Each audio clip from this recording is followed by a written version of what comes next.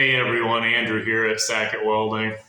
So sharpening tungsten, quite a few different ways to go about it. A lot of people in the field will use a cordless drill like this and they'll throw their tungsten in there and chuck, tighten it up. And you can take either a grinder with a rock on it or sanding pad like this works a little bit better. And you can sharpen them that way.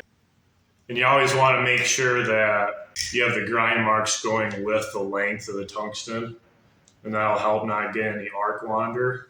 When you get a nice sharp point on there pretty fast with the drill and a grinder, but it's pretty rough. It's a pretty rough grind and it's not very precise of a point, but it works in the field when you need to sharpen tungsten.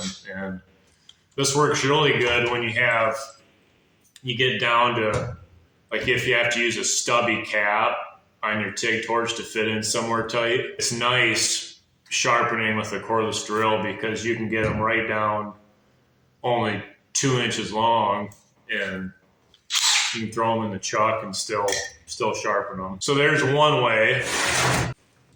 This other way, what I prefer to do is use dedicated tungsten sharpener. There's really nice, expensive ones out there that work really well.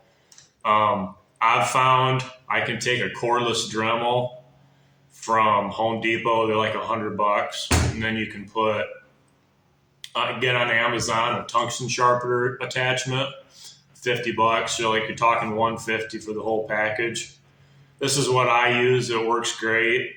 You can get corded ones too, but I like using a cordless one. I can throw it in my bucket, and if I'm inside of a tank or something like that, I crawl out of wherever I can find space I'm in to sharpen my tungsten. I can have it right with me. And sharpening with these tungsten sharpeners, they have diamond wheels in them. It'll get a really nice, perfect, fine point on your tungsten every time with these diamond wheels. Show you the difference of grinds there, and we'll put this to the test here in a minute and show you, and you'll really be able to see the difference in quality of your welds, especially in thinner gauge material and getting better color in stainless. We'll throw a little thin gauge stainless couple corner joints together and you'll really see the difference between these two grinds.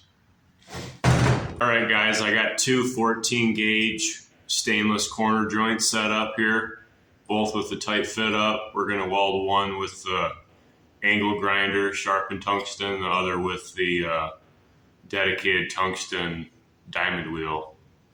We'll see which one can make a better weld.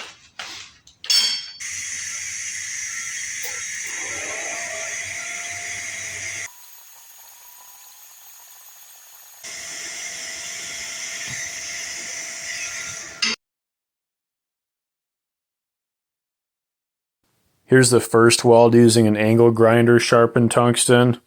Ran it at 30 amps and 30 CFH. Ended up not being too bad of a weld, but it did take a good second to get fusion at the start and to take off. And that in turn puts too much heat into the material. And it did get sugar on the backside. Here's the second weld using the diamond wheel sharpened tungsten. It put a lot less heat into the material and it got a lot better color. I was actually able to run 5 amps less at 25 amps. And I was able to right off the start fuse and take off with the weld. And it didn't get any sugar on the backside. Well, I hope this video helped you guys out. If you're going to get into TIG welding, I highly recommend getting a dedicated tungsten sharpener that's got a diamond wheel on it. And your welds are really going to be more consistent in the long run. So yeah, stay tuned and have a good one.